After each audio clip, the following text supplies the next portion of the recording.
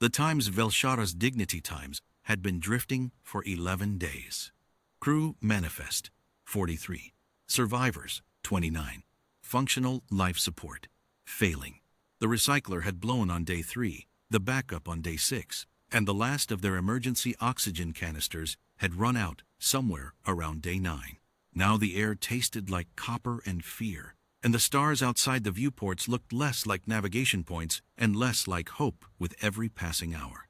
Ambassador Korath Velshan sat on the floor of the bridge because the chair had stopped mattering. He was Velhari, tall, gray-skinned, with ears that folded flat when under stress. They had been folded for 11 days straight. "Another hail on the emergency frequency?" said Navigator Pessa from the console she no longer had the energy to stand at. "Nothing." "Which council ship is nearest?" The Times Sovereign Accord Times was 4 days out when we lost propulsion. She paused. That was 8 days ago. Korath understood what she wasn't saying. The Times Sovereign Accord Times had received the distress call. The Times Sovereign Accord Times had not come. The politics were not complicated. Once you stripped them down to bone, the Velhari conclave was mid-session.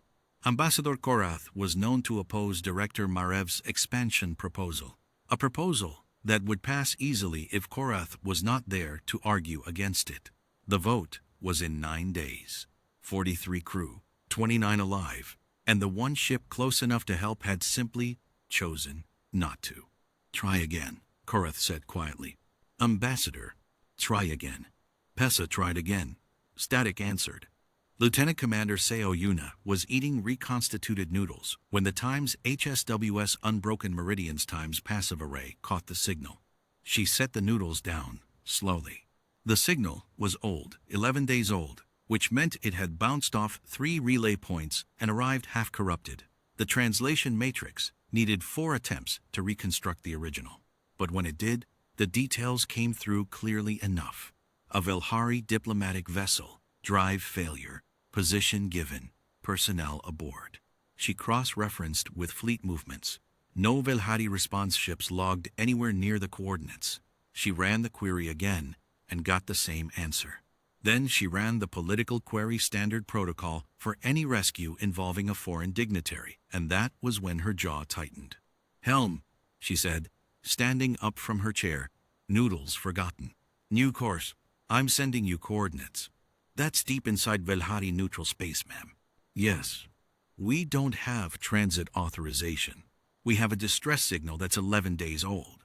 She looked at the helm officer, a young man named Carver, who still flinched when she used that tone. He stopped flinching now. "Plot the course, Ensign." He plotted the course.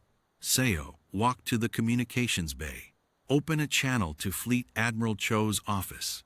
Tell them I'm logging an emergency humanitarian transit through Velhari neutral space under Article 7 of the Joint Rescue Accords, and that I'll file the full report when I'm done. They might not approve it in time. Then we'll already be there." She picked up her noodles. "Maximum sustainable thrust. Let's not waste any more of their air." On the Times Velshara's Dignity, Day 12 arrived like all the others, gray, slow, and thinning. 3 more crew members had been moved to the medical bay. Hypoxia. Korath had personally carried one of them, a young cartographer named Isin, who had been laughing at something 7 hours earlier and then simply stopped being able to walk. He laid her down, checked her breathing, and returned to the bridge because there was nothing else to do. Pessa still hailed on the emergency frequency, out of habit now, or stubbornness. Korath wasn't sure there was a difference anymore. The response, when it came, was so unexpected that she nearly missed it. A voice clipped, precise, slightly rough around the vowels in the way humans always were. Speaking the common trade tongue with that particular human confidence, the kind that didn't announce itself, just assumed it was welcome. "Velshara's Dignity. This is HSWS Unbroken Meridian, out of the 7th Human Frontier Fleet. We have your distress signal. Respond on this frequency. We are 17 minutes out." Pessa stared at her console. "Ambassador," she said. Korath was already at her shoulder. "Respond. Now." Her hands shook as she keyed the channel. "Unbroken Meridian. This is Times Velshara's Dignity. We confirm your signal. 29 survivors. Life support critical. We have injured. A pause. 11 days of silence. And now a pause that lasted maybe 4 seconds, and every one of those 4 seconds was the loudest thing Korath had ever heard. Copy that, Dignity. Prep your port airlock. We're bringing medical personnel and atmospheric support canisters. Your people are going to be fine. Unbroken meridian out. That was all. No negotiation, no protocol exchange, no request for authorization codes or treaty verification. Just, your people are going to be fine. Isin, the young cartographer, was still unconscious in the medical bay, but Korath found himself standing very straight. The Times' unbroken meridian times was not a beautiful ship by Velhari aesthetic standards. She was angular, dense, built for endurance rather than elegance, dark hull plating scarred along the starboard side from something Korath never asked about. She arrived exactly when she said she would. She docked with a solidity that made the whole frame of the Times, Dignity Times, shudder, and then her airlock opened and the humans came through. The first one through was a medic with a kit that unfolded into a full portable trauma station. The second was carrying 2 large canisters of oxygen mix. Behind them came 6 more, all moving with that purposeful human efficiency that always looked slightly wrong to Velhari eyes, too fast, too straight, too certain of their path. The medic, a young woman with dark hair pinned back and a name tag that read Times Park, stopped in front of Korath and spoke without preamble. "Ambassador, I'm told you have hypoxic casualties. Take me to them." "This way," Korath said.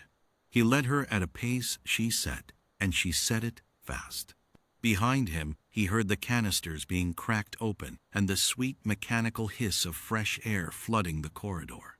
He heard one of his surviving crew, a senior analyst named Borath, make a sound that was not quite crying and not quite laughing, and was entirely both. In the medical bay, Park assessed Isin in under 2 minutes. "She's going to be fine," the medic said. "Moderate hypoxic exposure, no permanent damage.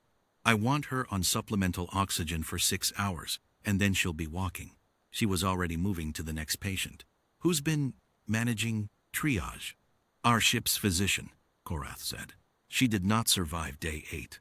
Park didn't stop moving, but something in her posture shifted, briefly. "I'm sorry," she said. And it sounded like she meant it in the plain, direct way humans meant things, not as diplomatic courtesy, but as an actual acknowledgement that a person had died, and that was not acceptable. It was such a small thing. It made Korath's ears twitch upward for the first time in days. Lieutenant Commander Seo came aboard 2 hours later, when the immediate crisis had stabilized. She was shorter than Korath expected most humans were, by Velhari scale, with the kind of stillness that senior officers carried when they had stopped needing to prove anything. She shook his hand in the human style, which he returned, and she said, "I'm sorry it took this long. The signal was delayed in relay. We came as fast as we could." Korath looked at her for a moment. "You came through neutral space, without authorization. I filed the paperwork in transit. That is not the same as having permission." "No," she agreed, "it isn't." He studied her face. There was no apology in it, but there was no arrogance either. Just the clear-eyed recognition that a thing had needed doing, and she had done it, and the paperwork could sort itself out. "Your council ship," Seo said carefully. "The Times' Sovereign Accord. It was logged within range." "Yes." She didn't say anything else about it. She didn't need to. The understanding passed between them, like a frequency both could read. "Ambassador," Seo said, "we can have your drive systems assessed within the hour. My engineering team is already looking at the relay damage. If it's patchable, we'll patch it." End quote. "If not, we'll tow you to the nearest station." "And the cost of this?" Korath asked. Not cynically, genuinely. He was a diplomat. He knew how debts worked. Seo looked mildly puzzled, the way humans sometimes did when asked a question they hadn't anticipated, because they hadn't anticipated needing to. "There's no cost, Ambassador." He did not know how to answer that, so he simply nodded. And she nodded back. And down the corridor, someone laughed. A real laugh. A breathing laugh. And it sounded like Issen. The stars outside the viewport looked different now. Not like navigation points. Not like hope. Like witnesses.